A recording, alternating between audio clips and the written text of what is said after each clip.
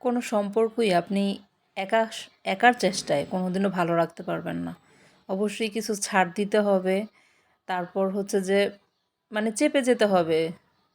চেপে যেয়ে হাসি মুখে যদি আপনি সম্পর্ক চালিয়ে যেতে পারেন, তাহলেই সম্পর্ক টিকে থাকবে এখনকার সময়ে।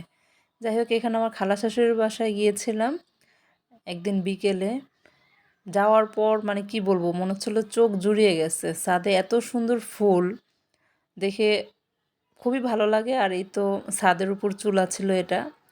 এটা তো খুবই ভালো লাগে। এই চুলাতে রান্না খুব সুন্দর হয়। আমার খালা শাশুড়িরা আসলে আমাকে এত ভালোবাসে, মাশাল্লাহ। সবাই মাশাল্লাহ বলবেন অবশ্যই। এই ভালোবাসা কখনো কিন্তু মানুষকে দিয়ে আপনি খুশি রাখতে পারবেন না। কিন্তু আপনি না দেওয়ার পরও যখন আপনাকে দেখবেন অনেক ভালোবাসে, তাহলে কিন্তু সত্যিই আপনি ভাগ্যবান। যাই হোক, আমি আসলে যাওয়ার পর অনেকটা অসুস্থ হয়ে যাই। এখানে বিশাল বড় একটা মুরগি নিয়ে আসছিল, প্রায় ৬ কেজির মতো ওজন।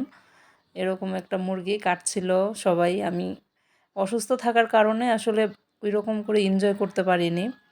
কিন্তু ওনারা ওনাদের সাধ্য মতো অনেক কিছু করেছে। আমি রান্নাবান্নার ক্লিপও নিতে পারিনি। লাস্টে এসে দেখছিলাম যে রান্না হয়ে গেছিলো প্রায়। আসলে কি বলবো, এত অসুস্থ হয়ে গেছি যে আমি দুপুরের খাবারটাও খেতে পারিনি। কিন্তু ওনাদের চেষ্টার কোনো কমতি ছিল না। অনেক রকম আইটেম রান্না করেছিল। আমি ওইগুলোরও ক্লিপ নিতে পারি নাই। তারপরে তো বিকেলে আবার একটু মার্কেটের দিকে, যতই অসুস্থ থাকি মার্কেটে যাওয়ার পর কিন্তু মন ভালোই হয়ে যায়।